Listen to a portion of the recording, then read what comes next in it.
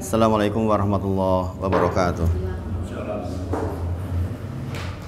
Innal hamdalillah nahmaduhu wa nasta'inuhu wa nastaghfiruh wa na'udzu billahi min syururi anfusina wa min sayyiati a'malina. May yahdihillahu fala mudilla lahu wa may yudlilhu fala hadiyalah. Asyhadu alla ilaha illallah wa asyhadu anna Muhammadan abduhu wa rasuluh. Allahumma shalli ala Muhammad wa ala ali Muhammad. Ya ayyuhalladzina amanu taqullaha haqqa tuqatih wa la tamutunna illa wa antum muslimun. Subhanaka la ilma lana illa ma 'allamtana innaka antal alimul hakim. Rabbi shrah li sadri wa yassir li amri wahlul 'uqdatam min lisani yafqahu qawli, amma ba'd. Bapak Ibu sedaya, kita bersyukur kepada Allah atas titipan nikmat yang Allah berikan kepada kita. Semoga kita bisa memanfaatkan nikmat ini menjadi sarana agar kita selalu beramal soleh, dan mudah-mudahan kita termasuk yang tercatat oleh Allah Subhanahu wa taala menjadi penduduk surga Firdaus insyaallah. Dan mudah-mudahan kita termasuk yang dimudahkan oleh Allah untuk mempelajari risalah Nabi Muhammad sallallahu alaihi wasallam, dan kita dimudahkan di dalam mengamalkan seluruh ilmu yang sudah kita peroleh. Tidaklah bergeser Bani Adam kecuali ditanya 5 hal. Di antara pertanyaannya adalah dari ilmu yang kita peroleh mana yang diamalkan. Mudah-mudahan kita dimudahkan insya Allah. Yang berikutnya, salawat dan salam kita sampaikan pada junjungan kita Nabi Agung Muhammad sallallahu alaihi wasallam. Mudah-mudahan kita ringan lisan ini untuk banyak-banyak bersolawat, karena ini sunnah. Khususnya hari ini Jumat, diperbanyak solawat insya Allah, mudah-mudahan menjadi kebaikan untuk kita semua. Kembali kita mempelajari tentang kitab sholat kita. Terakhir kemarin kita sampai mengulang di bagian ruku nggih. Terakhir mengulang masalah ruku nggih. Gitu? Nggih. Sekarang kita masuk ke berikutnya, yaitu iktidal. Iktidal. Yang ruku insya Allah, bacaan ruku artinya sudah dipahami insya Allah nggih. Sudah nggih. Jadi jangan lewat pelajaran kecuali sudah menghafal apa yang sudah dipelajari, khususnya untuk bab sholat. Saya ingatkan kembali, kita belajar rukun, berarti kita belajar beberapa hadis utama terkait dengan rukun. Ini saya ulang-ulang terus biar nempel, insya Allah. Yang pertama, hadis dari siapa? Ali bin Abi Thalib radhiyallahu anhu, yaitu Waalaikumsalam warahmatullahi. Miftahus sholat at-tuhur. Kuncinya sholat adalah bersuci. Kemudian watahrimuha takbir. Yang mengharamkannya adalah takbir. Watahliluha, yang menghalalkannya kembali adalah taslim. Jadi ini dipegangi bahwa di situ ada dua rukun. Ada dua rukun satu syarat. Ada dua rukun satu syarat. Ya, syarat dari sholat diantaranya adalah bersuci. Makanya dikatakan kuncinya sholat adalah bersuci. Kemudian dimulai dengan takbiratul ihram, mengharamkan segala sesuatu yang tadinya boleh. Kemudian dihalalkan lagi dengan taslim, dengan salam, yaitu salam pertama. Salam pertama. Kemudian yang kedua adalah hadis yang diulang-ulang, karena ini hadis ini potongan-potongan utama dari rukun kita, yaitu hadis al-musifi sholatihi, yaitu orang yang jelek sholatnya. Saya ulang sekali lagi, an Abi Hurairah radhiyallahu anhu, anna Nabiyya sallallahu alaihi wasallam dakhala al-masjida fadakhala rajulun fasalla summa jaa fasallama ala Nabi sallallahu alaihi wasallam. Dari Abu Hurairah radhiyallahu anhu bahwasanya Rasulullah sallallahu alaihi wasallam masuk ke dalam masjid, kemudian diikuti seorang laki-laki masuk dalam masjid, kemudian laki-laki itu sholat, kemudian laki-laki itu datang kepada Nabi Muhammad sallallahu alaihi wasallam memberikan salam kepada Nabi Muhammad sallallahu alaihi wasallam. Faradda Nabiyyu sallallahu alaihi wasallam, Rasulullah pun menjawab salam dari laki-laki tersebut. Faqala, kemudian Rasulullah menyampaikan, irji fasholli fa innaka lam tusolli. Ya kan? Ulangi sholatmu karena sesungguhnya engkau belum sholat. Dan ini dilakukan oleh Rasulullah 3 kali. Artinya laki-laki itu disuruh sholat, kemudian sholat lagi, kemudian datang ke Rasulullah lagi, kasih salam lagi, dijawab salamnya, dikatakan irji fasholli fa innaka lam tusolli sampai 3 kali. Maka laki-laki itu pun mengatakan faqala walati ba'asaka bil haqq, demi zat yang mengutusmu dengan membawa kebenaran. Dia mengatakan saya sudah tidak bisa lagi melaksanakan sholat lebih baik dari yang saya lakukan tadi.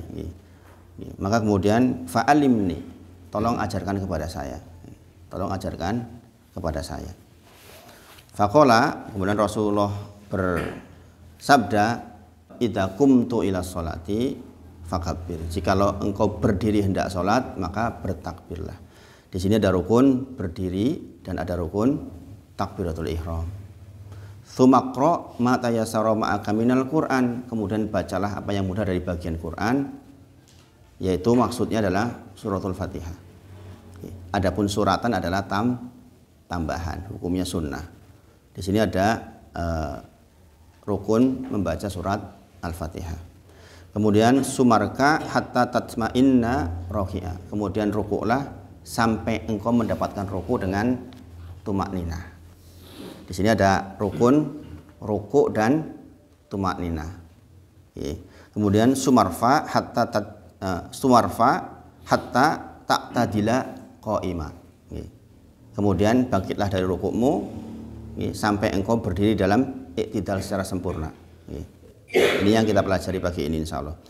Sumasjud, kemudian sujud hatta tatma'inna sajida. Kemudian sujud sampai engkau mendapatkan tumakninah dalam sujud. Di sini ada dua rukun lagi, yaitu rukun tumakninah dan rukun sujud. Kemudian sumarfa hatta tatma'inna jalisa. Kemudian bangkitlah dari sujudmu hatta sampai tatma'inna jalisa. Sampai tatma'inna jalisa. Sampai engkau mendapatkan tumakninah di dalam duduk di antara dua sujudmu. Gitu, sumarfa, bangkitlah dari sujud hatta sampai tatma'inna, mendapatkan tumakninah jalisa di dalam dudukmu. Berarti di sini ada dua rukun lagi, yaitu rukun duduk di antara dua sujud dan tumakninah di dalam duduk itu. Kemudian sumasjud hatta tatma'inna sajida. Kemudian sujud kembali sampai engkau mendapatkan tumakninah di dalam sujud. Sumaf'al dzalik, lakukan itu semua fi sholatika kulliha, di dalam salatmu seluruhnya. Nah, ini dua hadis yang menerangkan tentang rukun dari salat kita. Pelajaran besar yang kita ambil, ternyata rukun salat diambil dari contoh orang yang jelek salatnya. Ini peringatan buat kita, jangan-jangan kita termasuk masih jelek salatnya maksudnya. Sehingga sampai-sampai hadis yang diturunkan terkait dengan rukun salat itu terkait yang seperti ini, menunjukkan ada penekanan yang besar terkait dengan salat kita. Di antara pertanyaan dari jamaah yang di Gunung Sempu, Ustadz, itu yang bikin dia diulang-ulang itu apanya? Itu kenapa orang itu dianggap jelek ya? Kok dianggap jelek? Itu tuh apanya? Gitu. Maksudnya itu tidak dapat tumakninah maksudnya. Maksudnya dia sholat tuh seperti orang mematuk, tek tek tek tek tek tek tek gitu. Dia nggak dapat tumakninah di dalam sholatnya, tergesa-gesa. Ya, pertanyaannya bagus, pertanyaannya bagus. Dia mikir gitu, sambil duduk sambil, itu apa ya Ustadz yang bikin kok jadi suruh diulang-ulang itu? Apa bagian apanya gitu? Maksudnya di bagian tumakninah. Bagian karena banyak orang sholat itu tergesa-gesa antara iftitah dengan a'udzubillahi minasyaitonirrajim, Rasulullah berhenti, ya kan? Setelah suratan mau ruku, Rasulullah berhenti. Jadi Rasulullah itu pindah dari satu rukun ke rukun yang lain itu benar-benar sudah tegak rukun itu, sudah tegak rukun itu. Jangan tergesa-gesa gitu. Selesai suratan, diam sebentar, kemudian turun. Ruku sampai sempurna baru baca bacaan ruku, kayak gitu loh maksudnya itu. Kemudian dia berhenti sampai tumakninah, dibaca bacaan rukunya, naik sami Allahu liman hamidah sampai tegak betul iktidal, baru baca bacaan iktidal. Jangan tergesa-gesa maksudnya itu, jangan tergesa-gesa. Kita sedang berhadapan dengan Allah Subhanahu wa taala.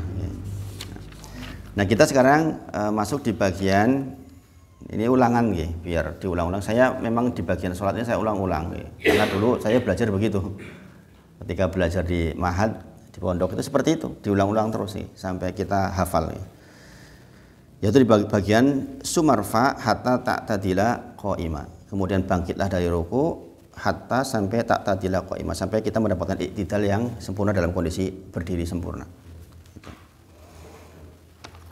Nah, kita bahas insyaallah iktidal nggih. Yang pertama,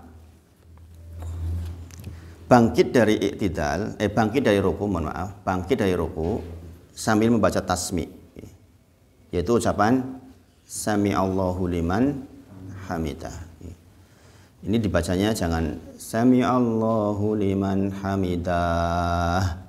Jangan ini pendek nih. Jadi jangan kalau bisa lihat tulisan Arabnya gitu. Sami Allahu liman hamidah gitu. Supaya madnya benar. Madnya betul. Artinya apa kemarin? Allah Maha mendengar pujian hambanya, hamba-hamba yang memujinya. Nah, saya akan perdalam itu pagi ini. Dari seluruh bacaan kitab yang disajikan oleh para ulama, maksud Sami'allahu liman hamidah itu maksudnya Allah mendengar orang-orang yang memujinya dan mengabulkan yang menjadi permintaannya. Ketahuilah, Allah itu Maha mendengar. Tentu saja tanpa disebutkan pun Allah Maha mendengar. Maksud di kalimat Sami Allahu liman hamid itu maksudnya mendengar dan mengabulkan permintaan dari hamba-hambanya. Makanya di antara redaksi bacaan iktidal adalah, kalau jangan perhatikan, ada beberapa bacaan, ada 12 bacaan sebenarnya, tapi yang masyhur ada sekitar 5. Di antara adalah Sami Allahu liman hamidah Rabbana walakal hamd. Kemudian mil'us apa mil'as? Hadisnya banyaknya yang mil'as, tapi mil'us juga di riwayat Ibnu Majah ada. Yang terkenal di Indonesia mil'us ya. Sebenarnya sama aja sisinya. Itu redaksi itu intinya sama. Mil'us samawati wa mil'ul ardi wa mil'u ma syi'ta min syai'im ba'du. Itu kan? Itu yang diajarkan waktu masih kecil, itu bukan? Saya dulu itu waktu masih kecil. Saya nggak mengenal yang lain dulu. Nggak mengenal yang lain. Tapi ini juga redaksi yang sangat luar biasa. Rabbana walakal hamd. Ya Rabb kami, untukmu segala puji. Mil'us samawati wa mil'ul ardi, sepenuh langit dan sepenuh bumi. Wa mil'u ma syi'ta min syai'im ba'du, dan sepenuh kehendak yang engkau kehendaki setelahnya. Maksudnya bagaimana? Para ulama menyebut Sami'allahu liman hamidah, Allah mendengar orang-orang yang memujinya, dan Allah sudah menyiapkan pengabulan atas seluruh permintaan hamba, walaupun permintaan itu sepenuh langit dan sepenuh bumi, atau permintaan yang tidak kita kehendaki karena kita tidak tahu keperluan kita. Allah lebih tahu. Maka dikatakan mil'us samawati wa mil'ul ardi wa mil'u ma syi'ta min syai'im ba'du. Atau hal-hal yang Allah kehendaki atas kita yang tentu saja Allah lebih tahu kebutuhan kita. Makanya kalau lihat jangan lihat sejarah Zakaria. Di dalam Quran surah Ali Imran, di dalam Quran surah Maryam, tentang doanya Zakaria alaihissalam ketika ingin punya anak, itu dilakukan ketika berdiri. Ayatnya menunjukkan dilakukan ketika berdiri dan dikabulkan ketika masih sholat dalam kondisi berdiri. Zakaria alaihissalam. Kalau jangan lihat di Quran surah Maryam itu menakjubkan. Kaf ha ya ain sad dzikru rahmati rabbika abdahu Zakaria idnada rabbahu nidaan khafiyya qala rabbi inni wahanal azmu minni wasta'ala ra'su shayban wa lam akum bidu'aika rabbi saqiyya. Ingatlah ketika Zakaria dengan suara lirih meminta kepada Rabbnya. tentang dia nggak punya keturunan, sudah umur yang sangat panjang, nggak punya keturunan juga. Dia khawatir nggak punya pewaris, maksudnya pewaris ilmunya, pewaris kenabian. Gitu. Itu dalam kondisi berdiri beliau meminta. Makanya kalau jenengan sholat sendirian, waktu iktidal itu waktu yang sangat berharga. Jangan langsung turun ruku, sujud. Jangan tahan di situ, jangan berdoa kepada Allah Subhanahu wa taala sebagaimana ketika dalam sujud. Karena apa? Allah sudah menyiapkan pengabulan atas doa-doa kita. Walaupun permintaan kita sepenuh langit, sepenuh bumi. Walaupun kita tidak minta, ada bagian-bagiannya kalau kehendak atas kita, kalau itu memang baik buat kita. Tahan diri di situ dulu itu. Tentu saja ketika sholat sunnah. Pas lagi ngimami nanti jamaahnya bingung, ini ngopo ini. Gitu. Nah ini penting sekali, makanya ada redaksi itu tadi. Ada redaksi mil'us samawati wa mil'ul ardi wa mil'u ma syi'ta min syai'in ba'du. Itu redaksinya. Kalau jenengan lanjutkan, sebenarnya panjang. Allahumma rabbana lakal hamd mil as-samawati wa mil al-ardi wa mil ma syi'ta min syai'in ba'du ahlas sana'i, ada tanda ahlas sana'i wal majdi ahaqqu ma qalal abdu wa quluna laka abdun Allahumma la mani'a lima a'taita wa la mu'tiya lima mana'ta wa lam yanfa'u dzal jaddi minkal jaddu. Itu sebenarnya. Kalau jenengan mau pakai yang panjang seperti itu. Bayangkan di bagian akhir redaksinya adalah ini doa zikir setelah sholat kita sebenarnya. Jangan pakai itu enggak zikirnya. Di antara zikir setelah sholat adalah apa? La mani'a lima a'taita wa la mu'tiya lima mana'ta wa la yanfa'u dzal jaddi minkal jaddu. Jikalau Allah menghendaki memberikan sesuatu kepada seseorang hamba, maka tidak mungkin ada yang bisa menghambatnya. Sebaliknya, jikalau Allah hambat sesuatu, maka seluruh orang mau ngasih sama orang itu enggak bisa. Wala yang fa'udal jaddi minkal jatuh, tidak bermanfaat harta yang kalian miliki karena seluruh harta itu sesungguhnya milik Allah Subhanahu wa taala. Jadi jenengan punya emas, gunung emas 5. Kalau Allah berkehendak itu enggak bermanfaat buat jenengan, enggak bermanfaat. Karena kepemilikan sesungguhnya milik Allah. Kadang-kadang kita merasa itu milik kita. Makanya kalau kita diberi kekayaan, alhamdulillah kita diberi kepercayaan, berarti kita dikehendaki oleh Allah mudah-mudahan masuk surga dengan kekayaan itu. Sebaliknya dengan kemiskinan, kita juga bersabar dengan kesabarannya, mudah-mudahan kita masuk surga. Jadi variabel yang nempel di kita itu sebenarnya hanya dalam rangka untuk mendekatkan diri kita kepada Allah Subhanahu wa taala. Di sini disebutkan la mani alima a'taita wa la mu'tiya lima mana'ta wa la yanfa'u dzal jaddi minkal jaddu. Jelas banget kan Maka kalau bisa dihafal ini yang redaksi ini juga Kebanyakan hanya pakai Rabbana lakal hamd. Rabbana walakal hamd. Allahumma rabbana lakal hamd. Allahumma rabbana walakal hamd. Banyakan pakai itu. Ya kalau ngimami pakai itu aja nggak apa-apa. Tapi kalau pas sendiri redaksi yang lain juga dibaca. Rasulullah memulai takbiratul ihram ketika berdiri tegak, kemudian takbir lagi ketika turun ruku, takbir lagi ketika membaca sami Allahu liman hamidah.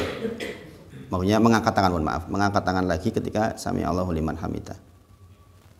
Hingga bangkit dari iktidal.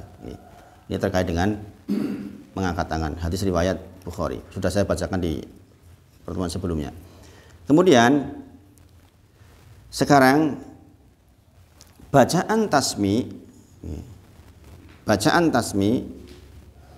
apakah makmum wajib membacanya?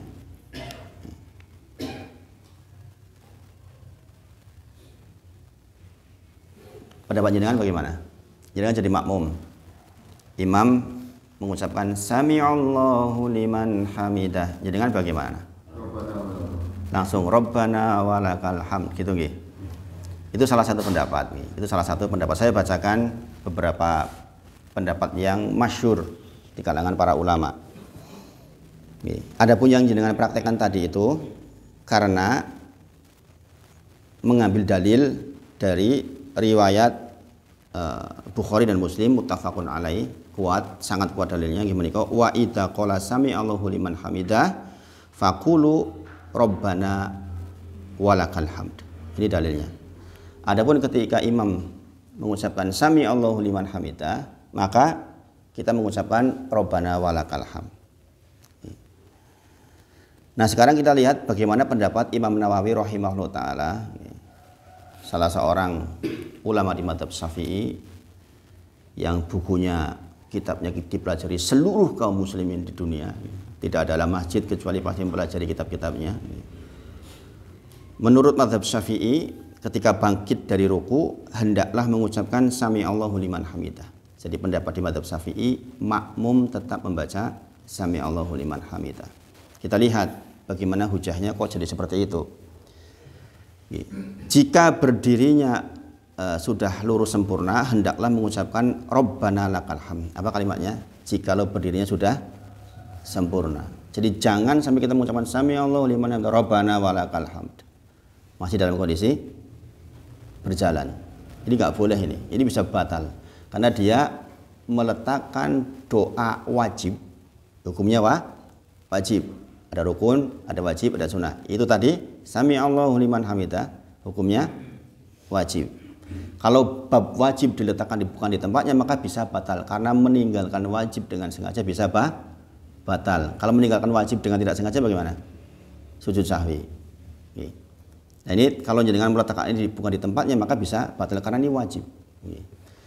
Maka di saat sini katakan jika berdirinya sudah lurus sempurna hendaklah mengucapkan Rabbana walakal hamd atau Rabbana lakal hamd atau redaksi yang lain sampai selesai. Nah, kedua bacaan tadi berlaku bagi imam, makmum dan munfarid atau orang yang sholat sendirian. Apa alasannya? Menurut Atha, ini disebutkan dua pendapat. Menurut Atha, Abu Burdah, Muhammad bin Sirin, ini ulama besar semua. Dengan saya sebutkan seperti ini mungkin jangan belum paham. Bagi pencari ilmu sudah paham. Kalau disebutkan orang-orang itu tuh siapa, itu udah paham, karena udah mempelajari riwayatnya. Jadi kan terima mateng aja. Ishaq dan Daud, bacaan sami Allahu liman hamidah dan Rabbana lakal hamd berlaku untuk imam, makmum dan munfarid, orang yang sholat sendirian. Imam Abu Hanifah, ini pendapatnya Imam Abu Hanifah agak berbeda. Imam Abu Hanifah berpendapat bahwa bacaan sami Allahu liman hamidah berlaku untuk imam dan orang yang sholat sendirian. Sedangkan bagi makmum cukup membaca Rabbana lakal hamd, sebagaimana yang jenengan sampaikan tadi. Demikian pula pendapat Ibnu Munzir dari Ibnu Mas'ud dan Abu Hurairah, Asy-Sya'bi, Malik dan Ahmad. Imam Ahmad menyatakan bahwa demikian aku berpendapat. Kemudian As-Sauri, Al-Auza'i, As-Sauri, Imam As-Sauri, Imam Al-Auza'i, kemudian Abu Yusuf, Muhammad dan Ahmad menyatakan ini orang-orang hebat, orang-orang hebat di dalam kalangan para ulama. Imam menggabungkan bacaan sami Allahu liman hamid dan Rabbana lakal hamd, sedangkan makmum cuma mencukupkan dengan Rabbana lakal hamd, seperti yang dengan praktekkan. Imam mengucapkan sami Allahu liman hamidah dan Rabbana walakal hamd, sedangkan kita makmum hanya Rabbana walakal hamd. Disebutkan oleh Imam Nawawi, ulama Syafi'iyah, memaknakan hadis di atas ucapan Rabbana lakal hamd, di mana kalian sudah tahu bahwa tetap mengucapkan sami Allahu liman hamidah, yang disebut dalam hadis hanyalah Rabbana lakal hamd karena bacaan sami Allahu liman hamidah dijaharkan sehingga makmum mendengar, sedangkan bacaan Rabbana lakal hamd tidak dikeraskan atau dibaca sir. Mereka pun sudah tahu atau maklum akan sabda Nabi Muhammad SAW, Sallu kama ra'aitumuni usolli, sholatlah sebagaimana melihat aku sholat. Kaidah asalnya perbuatan Nabi SAW boleh diikuti. Maksudnya begini, penggalan alinea ini. Mengapa Imam Nawawi rahimahullah berpendapat bahwa ucapan sami Allahu liman hamidah adalah ucapan imam, ucapan makmum, ucapan ketika sholat sendirian? Kenapa kok beliau berpendapat ini? Karena Rasulullah bersabda, Sallu kama ra'aitumuni usolli, sholatlah sebagaimana aku melihat aku sholat. Asalnya dari dalil ini apa yang dilakukan oleh Rasulullah diikuti. Nah, Rasulullah mengucapkan sami Allahu liman hamidah dijahar, ya enggak? Dikeraskan. Kenapa hadis itu mengucapkan ketika imam mengucapkan sami Allahu liman hamidah, engkau mengucapkan Rabbana lakal hamd? Karena maklum bahwa sami Allahu liman hamidah ini kumpul dijahar, krungu, orang itu dengar, sehingga maka diikuti. Asalnya asalnya apa yang dilakukan Rasulullah diikuti. Maka ketika Rasulullah mengucapkan sami Allahu liman hamidah, kita mengikuti ucapan sami Allahu liman hamidah. Adapun Rabbana lakal hamd kenapa disebutkan di dalam hadis? Karena dikecilkan suaranya disir. Rasulullah nggak mengucapkan Rabbana lakal hamd atau Rabbana walakal hamd, itu maksudnya. Inilah kalau kita mempelajari kaidah-kaidah fikih seperti ini jadi enak kita beribadah itu.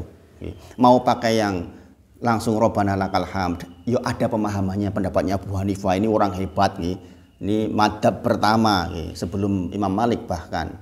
Jadi kita memahami fikih itu jadi luas. Sekali lagi fikih itu harus luas, jangan cuma itu tok gitu. Makanya sering saya sampaikan ibarat sebuah gelas, kalau belajar fikih itu ngaten cara berpikirnya. Jenengan punya gelas sudah ada isi airnya. Sudah ada isi airnya. Kemudian saya kasih air lagi. Ya kan? Selama ini jenengan sudah mengamalkan sesuatu.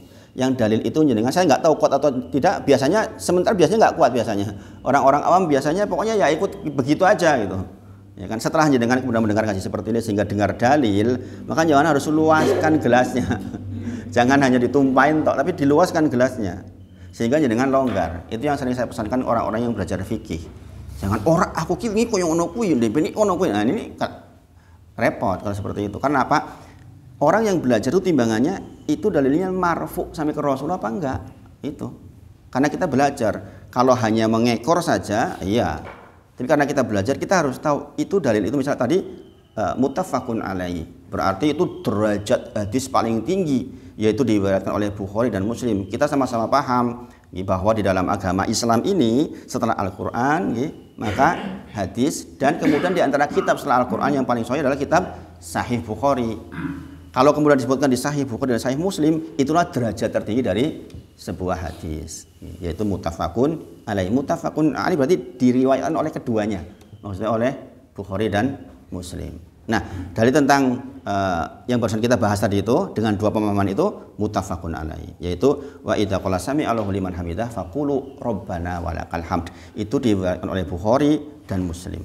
Di riwayat Bukhari nomor 689 dan 734, di Muslim nomor 411.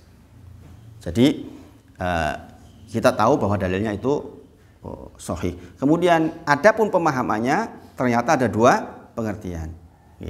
Yang memahami terleks dengan ucapan Imam Sami Allahu liman hamidah, kita mengucapkan Rabbana lakal hamd, baca teksnya. Teksnya memang seperti itu.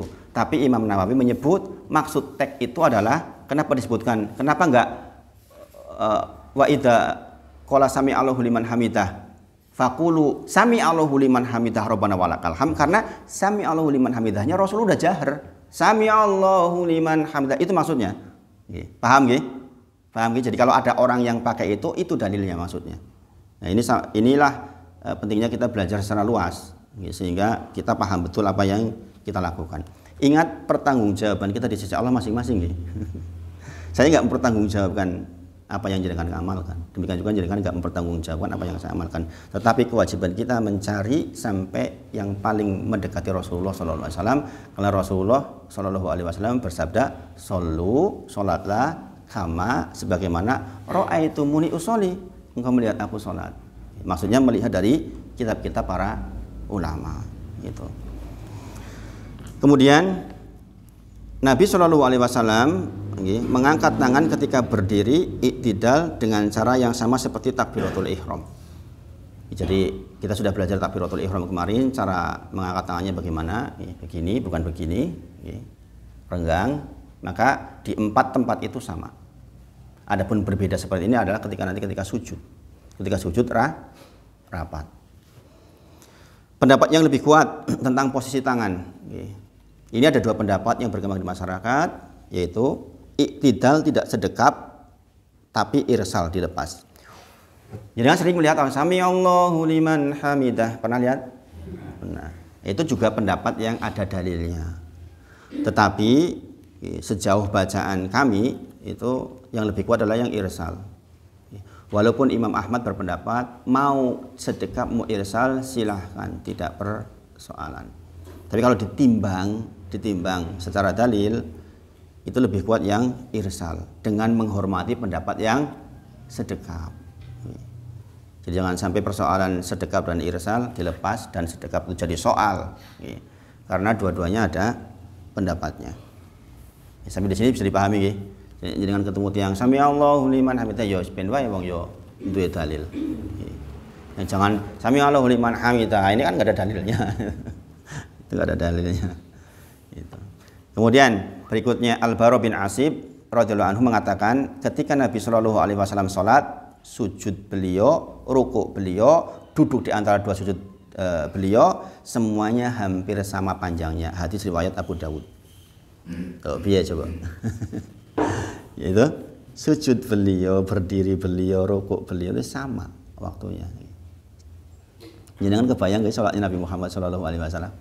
Orang yang sudah dijamin masuk surga, maksum, kesalahannya diangkat. Kalau ada salah langsung dibetulin sama Allah Subhanahu wa taala. Itu sholatnya begitu itu. Kita gimana? Kadang-kadang itu malu itu ada, ya Allah. Kita masih sibuk ini itu, ngurusi ini itu, sementara Rasulullah begitu. Makanya sekali lagi saya menceritakan tentang kisah Israiliyat yang cukup terkenal. Ini ceramah ini saya sampaikan juga kemarin di Gunung Sembuda, saya upload sebenarnya. Ini materinya sama. Kalau jenengan sudah sempat mendengarkan, yaitu kisah Israiliyat. Ini bukan kisah jadi dalil tapi diambil hikmahnya. Ketika zaman Nabi Nuh itu loh, ya anaknya meninggal dan nangis. Umur berapa bu anaknya? 300 tahun. 300 tahun masih remaja. Karena zaman waktu itu umurnya 1000 tahun. Ditangisi anak meninggal umur 300 tahun. Maka sebagai penghiburan dikatakan, bu besok akan ada zaman di mana umur tuanya 60 tahun. Ini kisah Israiliyat. Hanya diambil hikmahnya saja. Bukan jadi dalil maksudnya, tapi diambil hikmahnya. Entah benar entah keliru, tapi maknanya benar. Maknanya benar. Bisa dijadikan diambil ilmunya. Maka ibu itu mengatakan andai saya hidup di zaman itu. Jadi zaman itu sekarang kan maksudnya. Ya enggak, kita 60 tahun udah tua banget. Maka dia mengatakan, saya tidak akan angkat kepala saya untuk sujud terus-terusan. Coba kita ambil hikmah dari kisah itu coba. Alangkah sangat malunya kita sekarang punya waktu sampai disia-siakan tidak untuk beribadah pada Allah, padahal pernyataan jelas, wa ma khalaqtul jinna wal insa illa liya'budun. Tidaklah diciptakan jin dan manusia kecuali untuk beribadah kepada Allah saja. Maka setiap aktivitas yang ada di kita tuh harus bernilai ibadah. Ini loh tugas kita ini. Pokoknya harta kita, kemudian kesehatan kita, mata kita, kuping kita, tangan kita, kendaraan kita, semuanya tuh harus bernilai ibadah detik demi detik. Bayangkan kalau orang itu mengatakan hidup di zaman itu akan apa? Sujud terus, nggak mau mengangkat kepalanya dari ibadah kepada Allah. Padahal kita jelas hadir daripada kita. Liyak buduni di situ ya beribadah kepada Allah.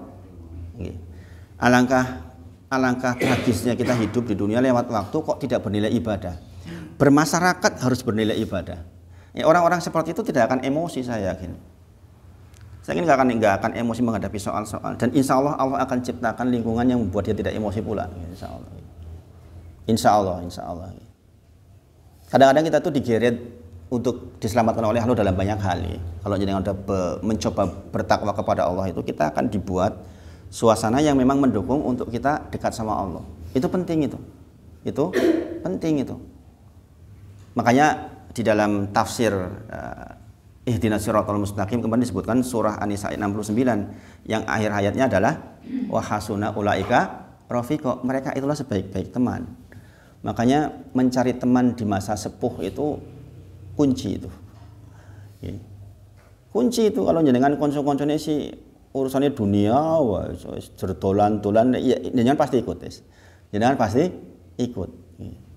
Ada orang mengatakan ke saya, "Ustaz, rasa serius banget urip." Kata kok ngadepi urip kok tegang tuh gitu. Sing tegang ki sapa malah enggak. Yang tegang itu panjenengan orang tua. Pengen rono gen katene gen apa? Gen atine tentrem. Ketawang mangulah ke inilah ini mati bali kok tawang mampu kok biar rugi waktune. Ya enggak? Bukankah banyak orang habis wisata meninggal? Kita sudah sepuh, ya tentu saja berwisata itu baik-baik saja. Tapi juga ditimbang-timbang kalau sampai menghilangkan waktu-waktu utama, sholat kita jadi telat. Dan lain-lain yang semisal itu, alangkah meruginya. Kadang-kadang bagi yang sudah mencoba mendekat kepada Allah, zikrullah itu kan nikmat sekali. Kalau mencari kenikmatan tentang ketentraman hati, saya yakin nggak ada yang lebih utama dibandingkan menunggu waktu sholat. Yakin itu wis, yakin, saya yakin banget. Karena Pak, saya juga melakukan itu dulu, ke pantai lah, ke inilah, ke iya itu kebahagiaan.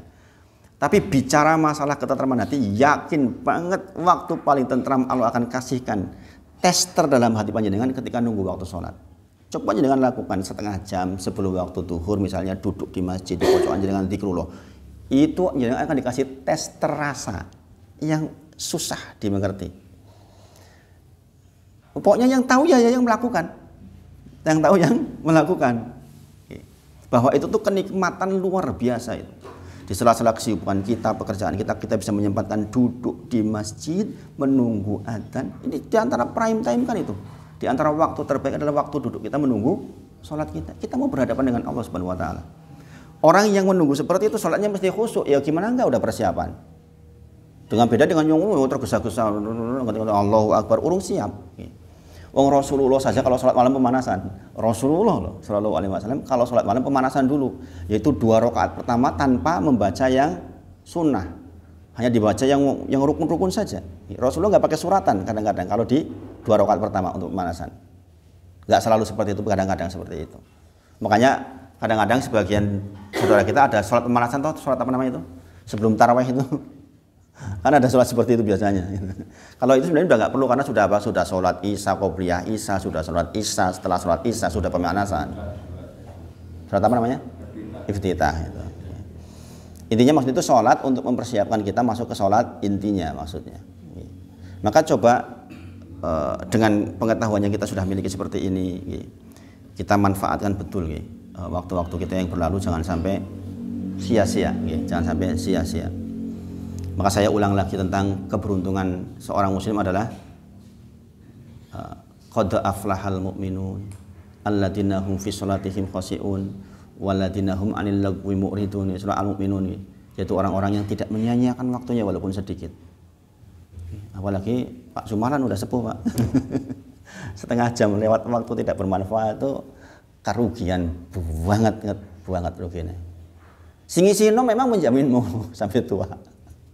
Enggak juga kan. Kemarin tetangga meninggal umur 47. Ada yang meninggal umur 35. Jadi enggak ada jaminan kita akan sampai tua. Yang sudah sampai tua ya alhamdulillah itu bonus. Sebaik-baik umur adalah panjang dan di dalam kebaikan. Dan barokah. Barokah. Kemudian sekarang kita pelajari bacaan iktidal kita,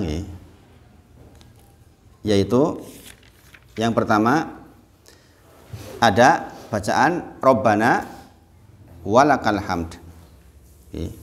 Saya bacakan redaksi ininya biar dengan ini ingat. Satu, ada 4 yang paling masyhur, yang pendek, yaitu Allahumma Rabbana lakal hamd. Ini hadis riwayat Muslim nomor 404. Saya catat ini. Kemudian Allahumma Rabbana walakal hamd pakai wa. Itu hadis riwayat Bukhari nomor 795. Kemudian pakai Rabbana depannya, Rabbana lakal hamd. Hadis riwayat Bukhari nomor 722 dan Muslim nomor 477. Kemudian Rabbana pakai wa, Rabbana walakal hamd. Hadis riwayat nomor Bukhari nomor 689, Muslim nomor 411. Nah ini yang masyhur.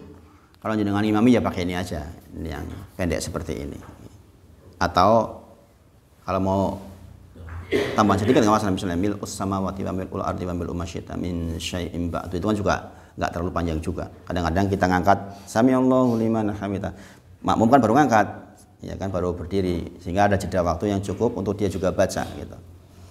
Kalau kependekan kayak gini nanti dengan sudah turun lagi gitu, makmum kedagar-dagar. Tahu kedagar-dagar nggak? Kedagar-dagar baca Cilacap ya. Kedagar-dagar tergesa-gesa gitu. Aja kedagar-dagar gitu. Bapak dulu sering bilang, nek ngomong aja kedagar-dagar toh katanya. Saya dulu waktu masih kecil katanya kalau ngomong tuh begitu.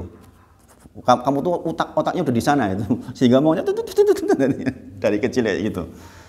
Terlalu banyak yang mau diucapkan katanya. Jadi bakat bicara saya memang udah dari kecil, Pak Eko. Dari kecil. Kemudian nah bacaan lengkap nih. Ini saya pesankan pada panjenengan, ini tolong dipahami artinya yaitu Allahumma Rabbana lakal hamd. Mau mil'us mau mil'as silahkan. Saya pakai yang mil'as. mil as-samawati wa mil al-ardi wa mil ma syi'ta min syai'in ba'du ahlas sana'i wal majdi la mani alima a'taita wa la mu'tiya lima mana'ta wa lam yanfa'u dzal jaddi minkal jaddu. Nah ini tolong yang ini juga dihafal. Karena apa? Sebagaimana tadi saya sebutkan, ucapan sami Allahu liman hamidah, Allah mendengar dan Allah mengabulkan. Kita pertegas dengan kalimat ini gitu. Yaitu permintaan sepenuh langit, permintaan sepenuh bumi, kemudian atau yang enggak kita kehendaki tapi Allah berkehendak, maka Allah siapkan pengabulannya. Berarti jenengan boleh berdoa di dalam iktidal itu setelah bacaan yang diredaksikan, jenengan berdoa yang lain itu boleh. Minta anak biar tentrem rumah tangganya dan sebagainya. Tapi kalau dalam bahasa Indonesia tentu saja nggak boleh diucapkan, cuma dibatin. Makanya jenengan punya redaksi bacaan doa dalam bahasa Arab yang jenengan minta itu di situ boleh. Di situ. Inilah makna maksud dari permintaan yang banyak itu. Gitu. Khususnya ketika sholat sendirian. Makanya Rasulullah kenapa berdirinya bisa lama banget. Walaupun di dalam riwayat kalau Rasulullah mengulang-ulang bacaan iktidal, sebenarnya cukup sih. Mengulang-ulang bacaan ini cukup. Walaupun tanpa permintaan khusus itu kan udah terkumpul di situ. Allahumma ya Allah. Rabbana, Rabb kami, lakal hamd, bagimu segala puji. Jadi dengan jalan seperti itu di situ. Allahumma ya Allah, Rabbana, Rabb kami, lakal hamd, bagimu segala puji. Mil as-samawati wa mil al-ardi, sepenuh langit dan sepenuh bumi. Wa mil ma syi'ta min syai'in ba'du, atau sepenuh yang engkau kehendaki setelahnya. Kemudian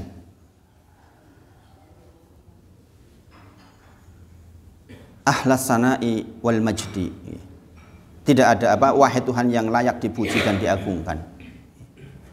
La mani'a lima a'taita, tidak ada yang dapat menghalangi apa yang engkau berikan. Wala mu'tiya lima mana'ta, tidak ada pula yang dapat memberi apa yang engkau halangi. Ini kan kalimat yang menakjubkan, ya enggak? Kita tuh jadi enggak khawatir menghadapi hidup. Nek memang Allah berkehendak memberi kepada kita, enggak akan yang bisa menghalangi, enggak mungkin. Sebaliknya kalau Allah mau halangi ya, kalau Allah mau berikan nggak ada yang bisa menghalangi. Kalau Allah mau halangi nggak ada yang bisa berikan. Gitu. Jadi kalimat ini kalimat yang menakjubkan. Kemudian dan tidak bermanfaat kekayaan bagi orang yang memilikinya atau yang memilikinya. Jadi wala yang fa'u dal jaddi minkal jaddu, yaitu tidak bermanfaat kekayaan bagi orang yang memilikinya karena sesungguhnya hanya dari Allah lah segala kekayaan itu. Maksudnya akan bermanfaat kekayaan yang kita miliki ketika Allah juga kasih hidayah kepada kita untuk bisa memanfaatkan dengan baik. Makanya fikih menjadi orang miskin penting, fikih menjadi orang kaya juga penting. Kalau hati kita nggak dirahmati, nggak bermanfaat kekayaan kita. Sebaliknya kemiskinan juga nggak bermanfaat buat kita kalau kita nggak dirahmati Allah. Ingat di dalam Quran surah Yusuf, inna nafsa la amaratun bisu. Asalnya di dalam diri kita itu amaratun bisu, memerintahkannya kepada yang jelek-jelek. Asalnya begitu itu. Illa ma rahima rabbi, kecuali orang-orang yang hatinya dirahmati Allah sehingga dia terinspirasi untuk berbuatan kebaikan itu maksudnya itu. Maka bayangkan jenengan kalau paham ini, jenengan iktidal itu bisa nangis Bapak Ibu sedaya. Sami Allahu liman hamidah, betapa pemurahnya Allah di situ, bayangin. Allah udah siap kan, bayangin. Kita kadang-kadang kita punya soal banyak dalam hidup ini, tapi ketika datang seperti ini, datang kepada Allah betulan. Ini kan datang betulan. Ketika jenengan sudah paham yang seperti ini, kan jenengan menghadap Allah itu betulan maksudnya itu. Jenengan laporan betulan kepada Allah tentang apa yang kita rasakan. Orang sholat membawa soalnya masing-masing kan. Tapi dia akan menghadap kepada zat yang menguasai langit dan bumi, yang pengabulannya sepenuh langit dan bumi. Maka disebutkan sekali lagi, Allahumma ya Allah, Rabbana engkau Rabb kami, lakal hamd, bagimu segala puji, mil as-samawati wa mil al-ardi, sepenuh langit dan sepenuh bumi, wa mil ma syi'ta min syai'in ba'du, atau sepenuh kehendak yang engkau kehendaki setelahnya. Kemudian ahlas sana'i wal majdi, wahai Tuhan yang layak dipuji dan diagungkan, la mani alima a'taita wa la mu'tiya lima mana'ta wa la yanfa'u dzal jaddi minkal jaddu. Kalau Allah berkehendak untuk memberikan, enggak ada yang bisa menghambat. Kalau Allah berkehendak untuk menghambat, enggak ada yang bisa memberikan. Tidak bermanfaat kekayaan dimiliki oleh seseorang, karena sesungguhnya kekayaan itu yang memberikan hanya Allah Subhanahu wa taala saja. Yang artinya pemanfaatannya pun harus dengan hidayah dari Allah Subhanahu wa taala. Maka itu yang kita mintakan setiap hari. Akhir ayat, akhir lembar pertama, halaman pertama Ali Imran kalau jangan baca. Doanya apa itu? Rabbana la tusi' qulubana ba'da id hadaitana wa hab lana min ladunka rahmah innaka antal wahhab. Rabbana innaka jami'un nasi liyaumin la raiba fihi innallaha la yukhliful mi'ad. Bayangin, kalau dengan sudah dikaruniai oleh Allah hidayah kayak gini, mau ngaji, bisa memanfaatkan apa yang kita miliki dengan sebaik-baiknya. Ya Allah, jangan diambil lagi ya Allah. Jangan diambil lagi. Tetapkan itu hidayah itu ada di kami. Saya jadi orang lomo, ya lomo saja. Saya jadi orang suka menolong saja. Saya menjadi orang yang suka menolong masyarakat. Kerigan itu loh, kerja bakti. Kalau tempat saya namanya kerigan. Ya biar seperti itu. Ya dengan bisa berperan sebagai guru yang aktif, jadi guru yang aktif. Semuanya pokoknya yang seperti ini kita mintakan dijaga oleh Allah, jangan sampai diambil. Maka saya sering nangis kalau baca ayat itu tuh. Kenapa? Merasa khawatir gitu. Apa yang sudah Allah karuniakan dalam bentuk rapi sholatnya, kok tiba-tiba jadi nggak rapi, ciloko banget, ciloko banget. Maka kita juga berdoa di akhir pertemuan ini, yaitu Allahumma la taj'al musibatana fi dinina. Ya Allah, jangan jadikan musibah yang kami terima musibah agama. Nah, itu yang kita bahas pagi ini. Mudah-mudahan bermanfaat dan mudah-mudahan bisa kita amalkan dalam kehidupan sehari-hari, dan mudah-mudahan Allah rahmati kita semua. Kita tutup dengan kafaratul majlis. Subhanakallahumma wa bihamdika asyhadu alla ilaha illa anta astaghfiruka wa atubu ilaik. Wa akhiru da'wana alhamdulillahirabbil alamin. Assalamualaikum warahmatullahi wabarakatuh. Moga. Saya suka mendengar ini ya, bacaan Rabbana wa la taqaddus handan katsiran Ada itu. Ada. Itu dalilnya juga kuat. Nanti kita bahas lagi di pertemuan berikutnya insyaallah. Tentang hamdan. Itu sering saya pakai. Rabbana walakal hamdan katsiran mubarakan fih mubarakan alaih kama yuhibbu rabbuna wa yardo. Itu dalilnya kuat. Insyaallah nanti kita bahas di pertemuan berikutnya. Dengan amalkan itu enggak apa-apa. Ada lagi?